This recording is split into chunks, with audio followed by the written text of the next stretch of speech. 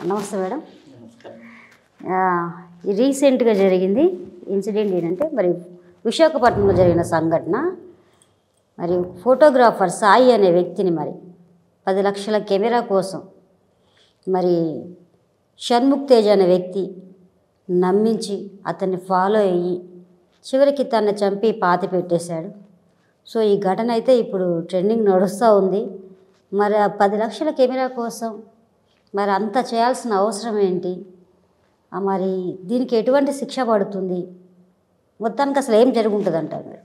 అయితే మనం ఈ మధ్యనే చూసాము, చాలా బాధ అనిపించింది. అంటే ఒక యువకుడు, ఆ అబ్బాయి నియర్లీ 21 or 23 years, అంటే 25 లోపే ఉంటాడు. అబ్బాయి చాలా చిన్న వయసులోనే, సాయి అబ్బాయి పేరు.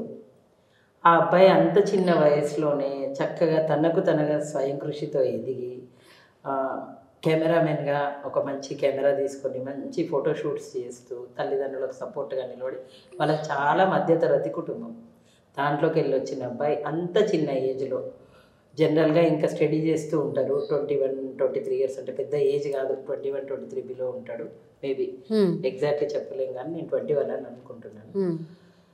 చదువుకునే ఏజ్ అయినప్పటికీ ఆ అబ్బాయి స్వశక్తితో ఎదిగి నిలబడ్డాడు, తల్లిదండ్రులకు సపోర్ట్గా నిలబడ్డాడు. ముందు అలాంటి అబ్బాయిని మనం అప్రిషియేట్ చేయాలి, చాలా గ్రేట్. అంత స్వయం కృషితో ఎదిగి నిలబడ్డ అబ్బాయి ముక్కుపచ్చలారకుండా చనిపోవడం చాలా బాధాకరం. ఇప్పుడు షణ్ముఖ్ అనే అబ్బాయి, అతను కూడా చిన్న చితక ఫోటోలు తీస్తూ ఒక మామూలు ఫోటోగ్రాఫర్. అతను సోషల్ మీడియా ద్వారా ఒక అమ్మాయితో పరిచయం పెంచుకొని ఆ అమ్మాయిని ప్రేమలో పడేయడానికని ట్రై చేస్తూ గొప్పలు చెప్పుకునే తరుణంలో నేను చాలా ఆస్తిపరుని, ఎందుకంటే ఉన్నదానికంటే ఎక్కువ చెప్పుకుంటే అమ్మాయిలు ఇంకా అట్రాక్ట్ అవుతారు అనేసి, నాకు దగ్గర చాలా డబ్బు ఉంది, నా దగ్గర చాలా విలువైన కెమెరా ఉంది, అది ఇది అని చెప్పేసి అమ్మాయికి చెప్పాడు. ఆ అమ్మాయి సరే ఒకసారి నీ కెమెరా ఫోటో పెట్టు, ఒకసారి నాకు వీడియో పెట్టు, లేదా కెమెరా ఒకసారి నాకు ఫోటో పెట్టు, నాకు చూడాలని ఉంది అని అడిగింది. రెగ్యులర్ వీళ్ళకి చాట్ నడుస్తుంటే ఇతనికి అర్థం కాలేదు. అంటే ఆ అమ్మాయిని ఎలాగైనా నమ్మించాలి, రేపు ఫ్యూచర్లో ఒక పెద్ద కెమెరాతో నేను కూడా కెమెరామెన్గా స్థిరపడాలి, ఫొటోస్ అవి తీయాలంటే నా దగ్గర ఇంకా కాస్ట్లీ కెమెరా ఉండాలి అని అనుకున్నాడు. అనుకొని ఏం చేయాలో అర్థం కాకుండా ఆ అబ్బాయి సోషల్ మీడియాలో ఆన్లైన్లో వెతికిండు. ఇప్పుడు ఈ అబ్బాయి ఉండేది వైజాగ్లో, ఆన్లైన్లో వెతికిండు. వెతికితే ఆ అమ్మాయి కూడా వైజాగ్లోనే ఉంటుంది, వైజాగ్లో ఉన్న యువతిని, ఈ అబ్బాయి కూడా వైజాగ్లోనే ఉంటాడు. ఆన్లైన్లో వెతికితే ఇప్పుడు ఈ అబ్బాయి కనబడిండు, సాయి అనే అబ్బాయిది కెమెరా క్వాలిటీ అదంతా తెలిసిందనమాట.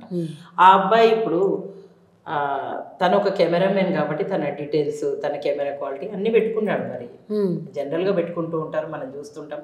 ఏ ప్రోడక్ట్ కావాలన్నా గూగుల్లో సెర్చ్ చేస్తే ఎవరు బెస్ట్ అనేది మనకు తెలిసిపోతూ ఉంటుంది, ఏ ఊళ్ళో ఎవరు బెస్ట్ ఏది ఉంటుంది అని చెప్పేసి దాని ద్వారా తెలుసుకున్నాడు, సాయి గురించి తెలుసుకున్నాడు. సాయి గురించి తెలుసుకొని అతను ఒక కస్టమర్ లాగానే కాల్ చేశాడు, ఒక కస్టమర్ లాగా చక్కని వ్యూహంతో ఎట్లయినా కెమెరా దక్కించుకోవాలి, ఆ అబ్బాయిని చంపాలి అని నిశ్చయించుకున్నాడు.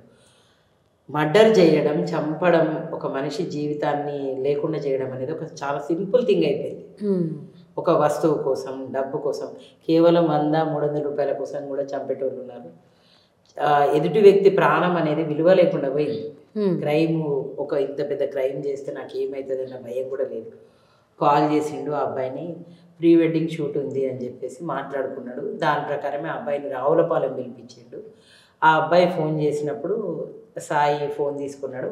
ఎందుకైనా మంచిదని షణ్ముఖ్ ఫోన్ డీటెయిల్స్ అదంతా తన తల్లికి చెప్పిండు. అమ్మ నేను ఒక్కనే వెళ్తున్నా మరి షూటింగ్కి అని చెప్పేసి, నేను ఫలానా చోటికి నేను షూటింగ్ వెళ్తున్నా అని ఆ అబ్బాయి ఫోన్ నెంబర్ వాళ్ళ అమ్మకి ఇచ్చిండు. కారులో కూర్చున్నప్పుడు తీసుకెళ్తున్నారు, రావులపాలెంకి తీసుకెళ్తుంటే కారులో కూర్చున్నప్పుడు మాట్లాడుతుంటే, ఇప్పుడు ఇతను ఒక ఫోటోగ్రాఫర్, వెడ్డింగ్కి ప్రీ వెడ్డింగ్ షూట్కి సంబంధించి డీటెయిల్స్ కానీ, ఎక్కడ చేస్తున్నాం, షూట్ ఎక్కడ, షూట్ గురించి మాట్లాడడం తప్పించి మిగతా అన్ని మాట్లాడుతున్నాడట, సంబంధం లేనట్టు. అప్పుడు ఈ అబ్బాయికి డౌట్ వచ్చింది. ఏంటి అంటే, నేను నిజంగానే షూట్కి వెళ్తున్నానా, ఇక్కడ ఏదో ప్రమాదం జరిగేలాగా ఉంది, సిచ్యువేషన్ ఏదో నా చేయి దాటిపోయేలాగా ఉంది అని అబ్బాయికి అర్థమైంది. వెంటనే ఆ కార్ని ఫోటో తీసిండు. ఆ కార్ని ఫోటో తీసి వాళ్ళ అమ్మకు పంపించిండు. తన లొకేషన్ని, కార్ని వెంటనే వాళ్ళ అమ్మకు పంపించింది డీటెయిల్స్. అబ్బాయి ఎంత తెలివైన అబ్బాయి. దీని తర్వాత ఆయనను చంపేసిండ్రు. అతనికి షణ్ముఖ్ అనే అతనికి వినోద్ అనే ఇంకొక తోడు ఫ్రెండ్ సహాయం చేసిండు, ఇద్దరు కలిసి చంపేసి అక్కడే పాతి పెట్టడం కూడా జరిగింది. వైజాగ్లోనే పాతి పెట్టడం కూడా జరిగింది. ఇప్పుడు షూట్కి వెళ్ళిండు, 2-3 రోజుల తర్వాత నుంచి ఫోన్ పని చేయట్లేదు. వెంటనే అమ్మ నేను చేరుకున్నా చెప్పే అతను ఫోన్ చేస్తే ఫోన్ కాంటాక్ట్లోకి రావట్లేదు. 3 రోజులైంది, సరే ఒక రోజు అంటే బ్యాటరీ అయిపోయిందని అనుకుంటారు. 2 రోజులైంది, 3 రోజులైంది, ఇంతకీ ఫోన్ పని చేయట్లేదు. ఏమైంది నా కొడుక్కి అని చెప్పేసి డౌట్ వచ్చి వాళ్ళమ్మ ఇప్పుడు ఎవరి దగ్గరికి అయితే షూట్కి వెళ్ళిండని నెంబర్ ఇచ్చాడు అతనికి కూడా ట్రై చేసింది. అతనికి కూడా స్విచ్ ఆఫ్ ఉంది. వాళ్ళమ్మ భయపడి వెళ్ళి పోలీస్ స్టేషన్లో రిపోర్ట్ ఇచ్చింది. ఇది జరిగింది, ఇతను కాంటాక్ట్ చేసిండు, ఇట్లా నా కొడుకు వెళ్ళిండు అని చెప్పేసి. అక్కడ నుండి పోలీసులు షణ్ముఖ్ నెంబర్ వాళ్ళకి ఇస్తే అతని ఫోన్ నెంబర్ ట్రేస్ చేసి అతని కాల్ డాటా తీపిస్తే అప్పుడు వైజాగ్లో ఒక యువతితోటి చాటింగ్ చేసినట్టు, ఫోన్ కాల్స్ నడిచినట్టు ఆ ఫోన్ కాల్స్ అన్నీ బయటకు వచ్చినాయి. అతని ఫోన్ డాటా ద్వారా ఆ అమ్మాయిని వీళ్ళు కలిసి, అమ్మాయి దగ్గరికి వెళ్ళి కలిసి ఆన్లైన్లో ఆ అమ్మాయే చాట్ చేసినట్టు, పక్కన పోలీస్ వాళ్ళు ఇట్లా ఉండి ఆ అమ్మాయి చాట్ చేసి ఎక్కడున్నావు ఏంటి అని అడిగితే అప్పుడు అన్నవరంలో ఉన్నా అని చెప్పిండు ఆయన. సోషల్ మీడియా ద్వారా ఇలా హెల్ప్ తీసుకున్నారు. సోషల్ మీడియా హెల్ప్ తీసుకొని ఎక్కడున్నావు ఏంటి అని చాట్ చేస్తే నేను అన్నవరంలో ఉన్నా అంటే అక్కడికి వెళ్ళి పట్టుకోవడం జరిగింది. మొత్తం చూస్తే ఒక విలాసాలకు అలవాటు పడి, ఈజీ మనీకి అలవాటు పడి, సింపుల్గా వచ్చే మార్గం అంత అంటే ఒక మనిషిని చంపేసి అయినా సరే తను అనుకున్నట్టు ఒక కెమెరా కోసం ఒక మనిషిని చంపేసాడు. దాని వాల్యూ ఎంత? 10 లక్షలు. ఆ అబ్బాయి ఒక నార్మల్ మధ్యతరగతి అబ్బాయి, చనిపోయిన అబ్బాయి అయినే ఆ కెమెరా కొనుక్కునడానికి ఆ తల్లిదండ్రుల దగ్గర నుంచి అతను ఎంత కష్టపడ్డాడో, అతని ఆ స్థాయికి ఎలా వచ్చాడో, ఎంత సింపుల్గా అబ్బాయిని చంపేసిండు. అసలు ఏం జరుగుతుంది సమాజం? ఇప్పుడు ఇతనికి శిక్ష పడుతుంది తగిన విధంగా. ఇతనికి ఆ కేసులో ఇన్వాల్వ్ అయినటువంటి వినోద్కి ఇద్దరికి శిక్ష పడుతుంది. ఇప్పుడు మర్డర్, తనకి ఇంటెన్షన్తో మర్డర్ చేయడం, ఒక మనిషిని చంపాలనే ఉద్దేశం.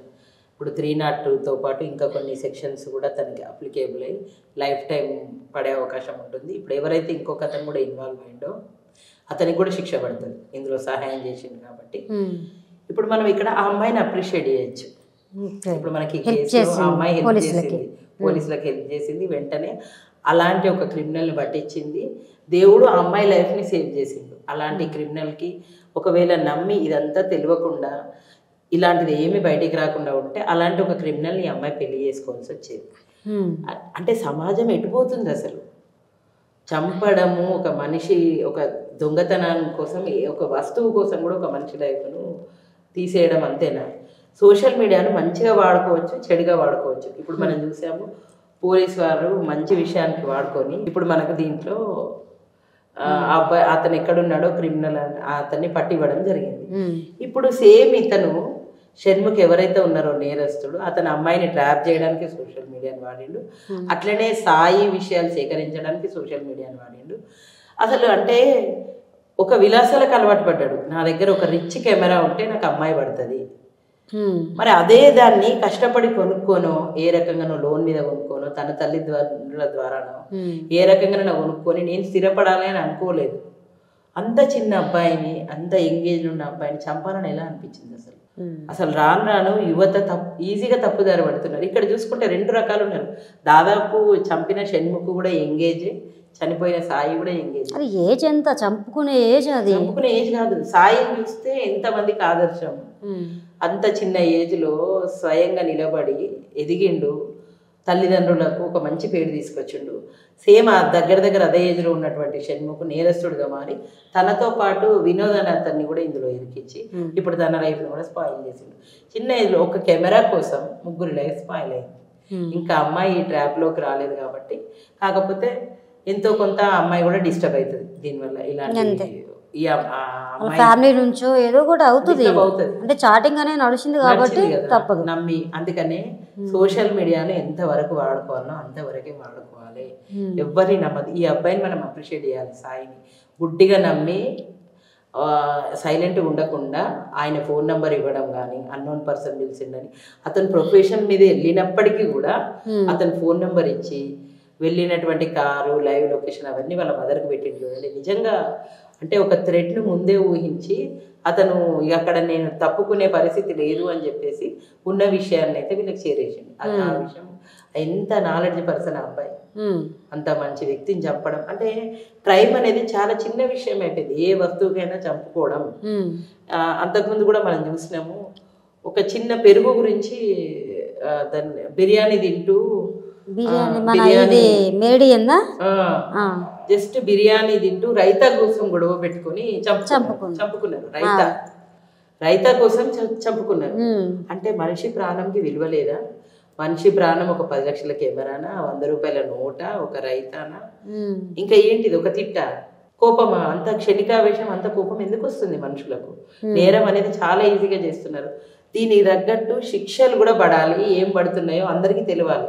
ఇప్పుడు ఈ కేసును కూడా ప్రతిష్టానంగా తీసుకోవాలి. ఖచ్చితంగా త్వరితగతిన సాల్వ్ చేసి ఎట్లయినా నేరస్తుడికి, అతనికి సపోర్ట్ చేసిన అతనికి, ఇద్దరికి కూడా కరెక్ట్గా శిక్ష పడితే ఏం పడిందో కూడా బయటికి తెలియాలి.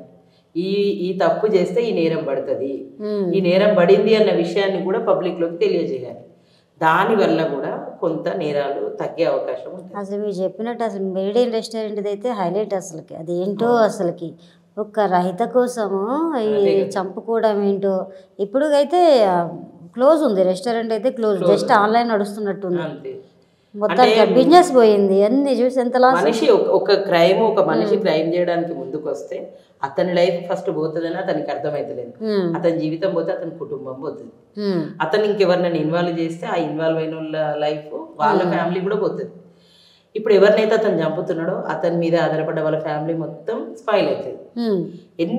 ఒక మనిషి ఒక క్రైమ్ చేయడం వల్ల దాదాపు ఒక 4-5 కుటుంబాలు నష్టపోతున్నాయి.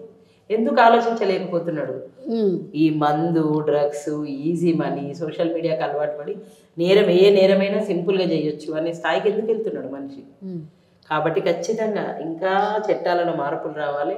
శిక్షలు అనేవి త్వరితగతిన పడాలి. ఇతను కూడా ఖచ్చితంగా సరైన శిక్ష పడాలని నేను కోరుకుంటున్నాను. అప్పుడే పాపం సాయి ఆత్మ కూడా శాంతి అనేది చేకూరుతుందండి. Okay, thank you so much అండి.